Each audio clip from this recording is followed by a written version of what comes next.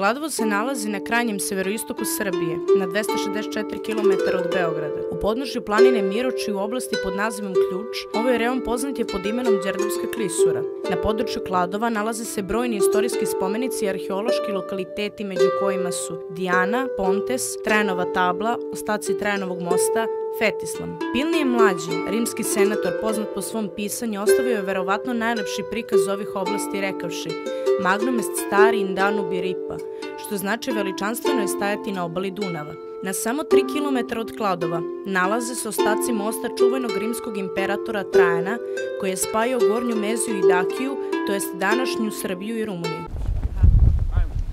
Ja sam Marko Ulpije Nerva Trajan. Rođen sam 53. godine, a 98. godine postajem rimski car.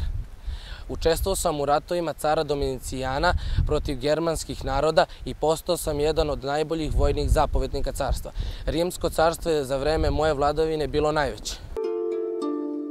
Trajanovo carstvo prostiralo se na 3 kontinenta, a pošto je bio popularan među vojnicima, dobio je nadimak Optimus, to jest najbolji.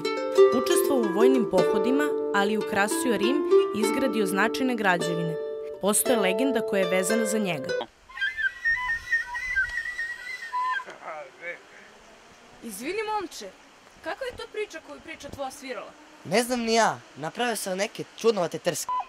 Nekada davno bio je jedan car Trojan koji je imao kozije uši. Svakoga dana kod cara je dolazio po jedan berberin da ga brije. Nakon brijanja, car bi ih upitao da li su primetili nešto čudno na njihovoj glavi. I svako bi od njih priznao da ima kozije uši. Majstor mu onda predloži: pa 3 puta kaži šta te muči, te opet jamu zatrpaj. Momak tako i učini. Iskopa jamu, zavuče glavu u nju i 3 puta reče: u cara Trojana kozije uši. Tada je Trajan video da se istina ne može sakriti, berberinu je poštedeo život i rekao mu je da može da nastavi da ga brije.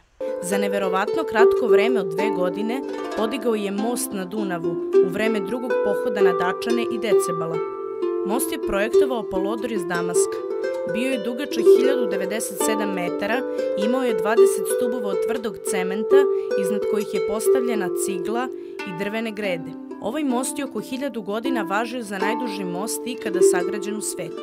Projektom Ministarstva kulture Srbije predviđeno je da se na mestu mosta naprave laseri koji će svojim snopovima iscrtavati nekadašnji izgled mosta. Laser bi svetlao noću, a kada bi ga dotakao neki brod, iluzija bi nestala.